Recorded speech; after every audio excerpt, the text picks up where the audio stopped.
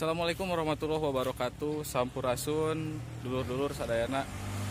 Berjumpa lagi bersama saya di channelnya Pusaka Tunggal, channel kebanggaan kita semua. Kali ini saya bersama tim dan guru-guru mau menyusuri atau napak tilas ke tempat di mana tempat tersebut merupakan tempat yang bersejarah di Agrabinta. Konon katanya tempat itu merupakan prasasti kerajaan Agrapura yang ada di Agrabinta. Untuk itu jangan sampai terlewati, jangan sampai dilewatkan. Tonton terus, kami akan menyusuri ke tempat tersebut. Mudah-mudahan lancar. Dan untuk mengawali langkah kita ucapkan dulu kalimat awal, yaitu Bismillah. Bismillahirrahmanirrahim. Oke. Oke, sahabat-sahabat, sebelum ke tempat bersejarah kita harus melewati dulu tempat pemakaman umum. Jangan lupa ketika kita melewati tempat-tempat tertentu kita harus mengutamakan adab atau sopan santun. Oke.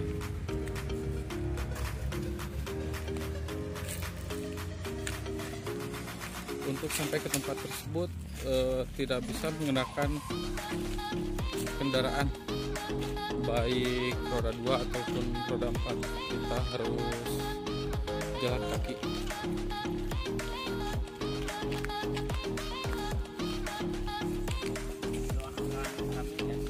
Ya, ini sesepuh kita yang sering melanglang buana ke tempat-tempat atau ke situs-situs bersejarah. Oke. Bagi yang penasaran dengan tempat ini, bisa dipandu dengan bapak yang di depan. Beliau merupakan salah satu instruktur ya untuk menuju tempat ini, dikarenakan ini tidak ada jalan, jadi kita harus hati-hati.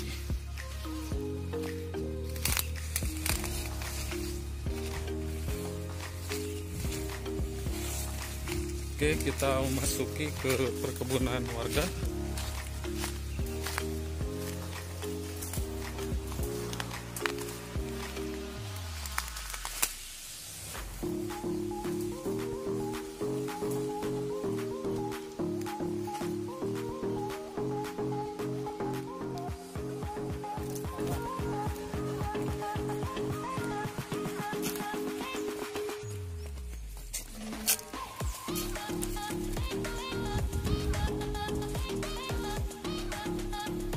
Oke, di sini terdapat pemandian.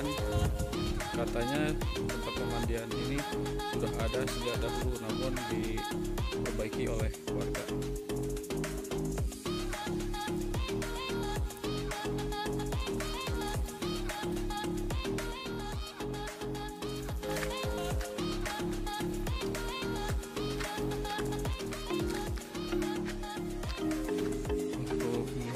Perjalanan ke tempat yang kita tuju harus berhati-hati, sahabat-sahabat, karena di sini seringkali terdapat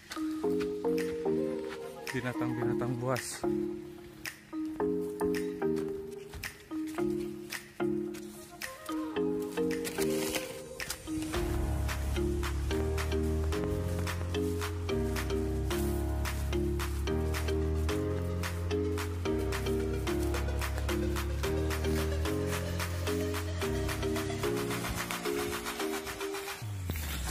Oke, sebentar lagi kita sampai ke lokasi tujuan ya.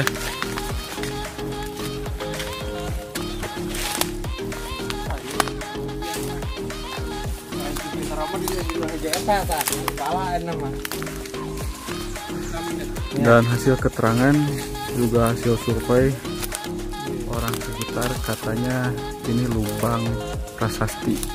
Dan untuk namanya sudah tertutup oleh lumut-lumut, sahabat-sahabat. Ayah kan bisa. Oke, coba lihat.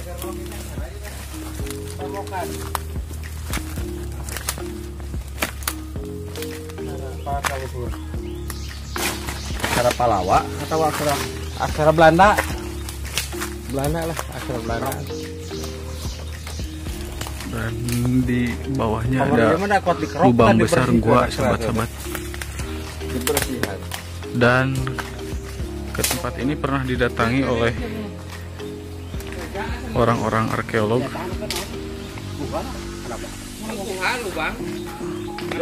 Oh iya, dan ternyata setelah dibersihkan itu ada nampak tulisan-tulisan. Seharusnya di sini kan ada sahabat-sahabat, tapi ini entah tembok atau apa. Mudah-mudahan dengan ditemukannya tempat ini menjadi segi sejarah yang bernilai bagi bangsa kita, termasuk anak cucu kita.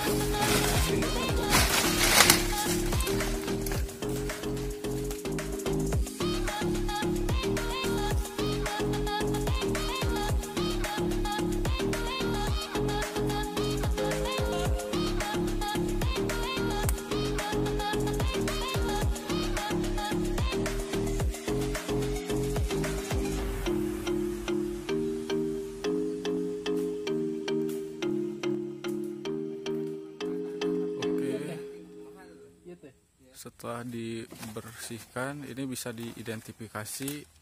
Di atasnya ada huruf 1917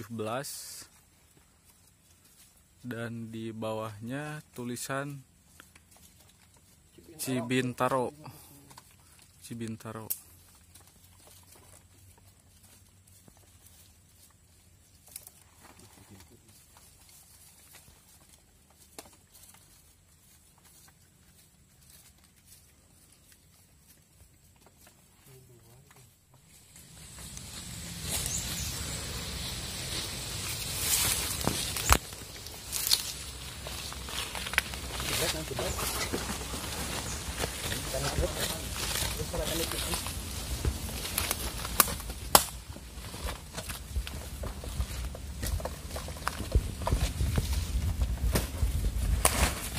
Oke sahabat-sahabat, setelah menyusuri ke tempat yang kita tuju, alhamdulillah membuahkan hasil.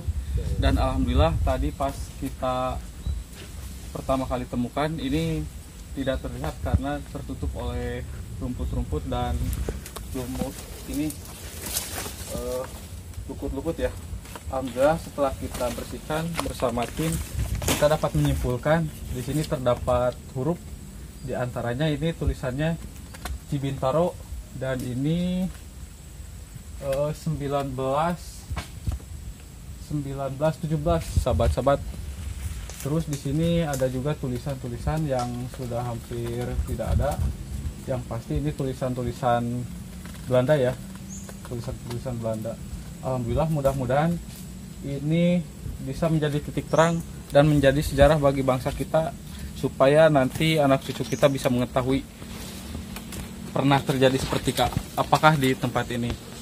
Dan kami mohon bagi yang mau datang ke sini, mau mengekspor tempat ini, untuk berhati-hati karena di sini menurut warga sekitar sering terjadi ada binatang-binatang, buas dan lain sebagainya. Dan saat ini saya terdapat kebanggaan dan kebahagiaan setelah datang ke sini bisa melihat langsung ini bukti daripada sejarah kerajaan ataupun sejarah waktu penjajahan di Agrabinta ya. Oke. Dan selain itu saya dengan tim merasakan energi yang berbeda atau sensasi yang berbeda karena pas datang ke sini semacam ada aura-aura makhluk astral. Mungkin ada yang menunggu tempat ini atau juga ada yang mengikuti kita, tapi meskipun demikian kita sama-sama makhluk Allah, kita saling adab lah. Meskipun tidak terlihat, kita wajib memohon maaf atau nanti pas ketika kita pulang kita undur pamit. Oke sahabat-sahabat, tonton terus dan saksikan terus ini bukti sejarah bahwa Agrabinta itu kaya akan sejarah. Oke, terima kasih sahabat-sahabat. Kita tanya-tanya dulu ke sesepuh di sini supaya kita mendapatkan pengalaman dan pengetahuan untuk dibawa ke rumah dan diceritakan ke keluarga, juga ke sanak saudara. Kita tanya-tanya dulu ke sesepuh. Pak, mohon izin, jadi kedatangan kami seakan-akan mendadak ke sini. Saya ingin bertanya, apakah ini dibuat oleh zaman kerajaan yang terkenal kerajaan Agrapura atau dibuat oleh Belanda waktu penjajahan? Terima kasih. Izinkan kami menyampaikan sesuai fakta yang ada dalam buku sejarah bahwa ini awalnya sebuah situs, karena situsnya hancur secara alami. Ini fakta sejarah, masih ada tulisan di sini, ada tulisan Cibintaro. Cibintaro ini perkawinan antara Ki Agra dengan Cibintaro, makanya nama Agrabinta ini diambil dari dua nama atau perkawinan dua nama daerah tersebut, di mana dua kerajaan tersebut, dua kerajaan besar kemudian bersatu membentuk sebuah kerajaan yaitu Agrapura dan dikenal dengan sekarang yaitu Agrabinta. Kemudian untuk saya sendiri, karena di sini merupakan sesepuh juga atau bisa dikatakan sesepuh daripada tim investigasi, bukan berarti tahu fakta sejarah yang sebenarnya, tapi ini berdasarkan fakta di lapangan bahwa ini tulisannya ada, ini Cibintaro, kemudian yang di Ki Agra hampir mirip dengan ini, cuman itu di pinggir kali Panyusuhan adanya. Bisa nanti setelah acara ini langsung ke sana, bukti prasastinya juga ada, tembok-tembok waktu zaman Belanda.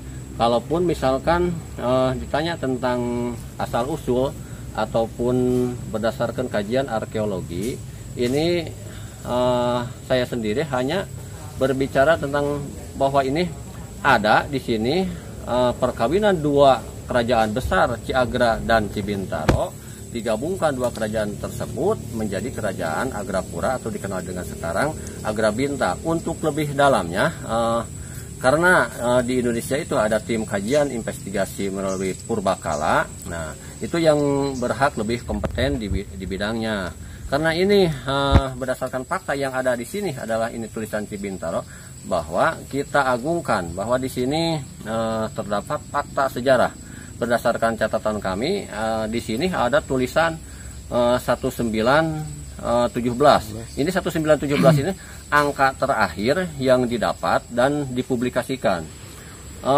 Angka yang lebih dulunya saya juga mungkin saja ini di tahun 99 Masehi, bisa saja di tahun 17 Masehi. 17 Masehi itu berarti waktu zaman kerajaan. Ini juga bisa disebutkan sebagai tempat persembunyian atau sebuah kerajaan.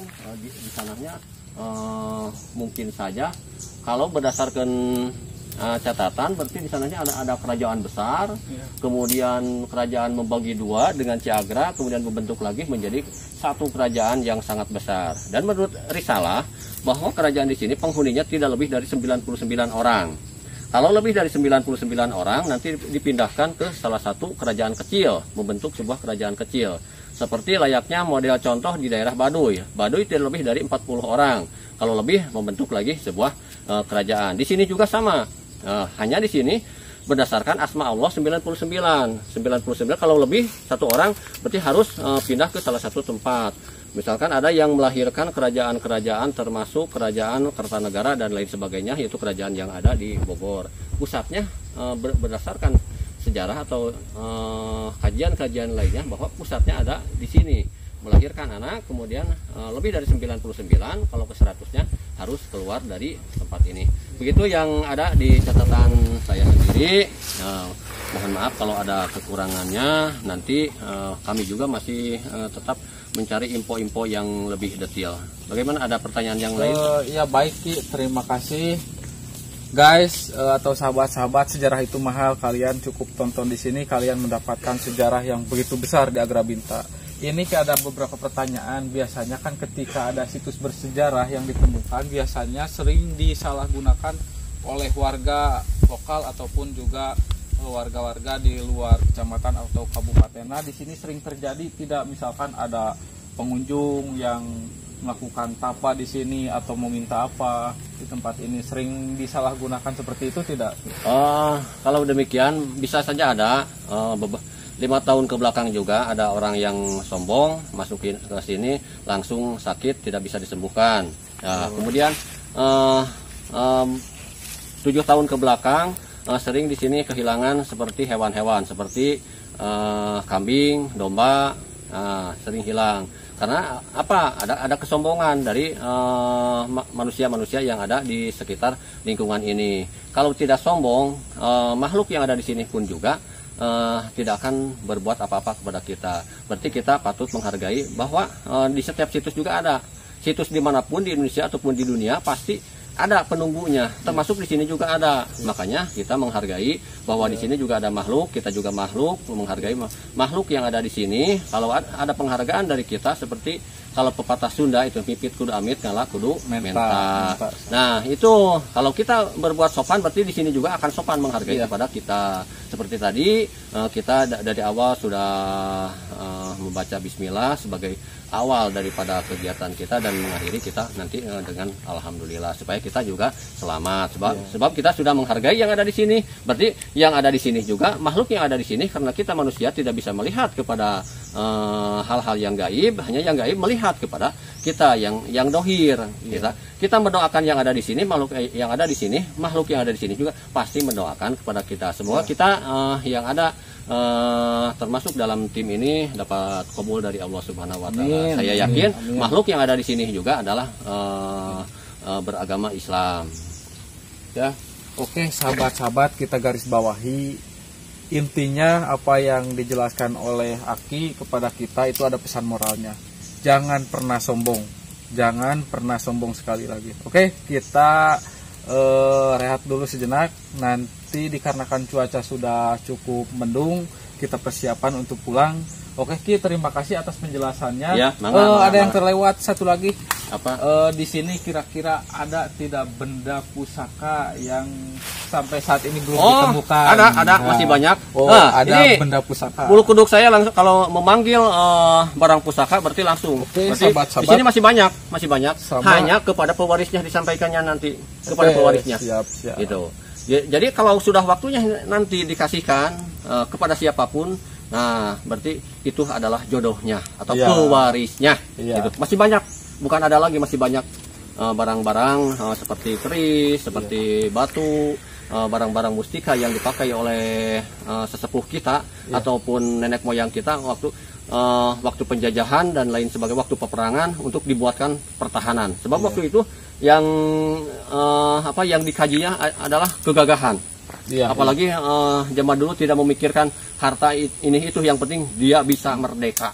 Itu intinya untuk pertahanan. Masih ada, masih banyak.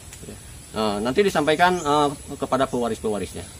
Oke. Ya, baik, terima kasih Ki. Mudah-mudahan ini bermanfaat bagi saya, bermanfaat juga bagi umat semuanya. Yang pertama, sekali lagi, jangan pernah sombong. Kita harus lebih meninggikan adab daripada kesombongan. Oke, sahabat-sahabat, akhiri dulu perjumpaan kita saat ini. Oke, waalaikumsalam warahmatullahi wabarakatuh.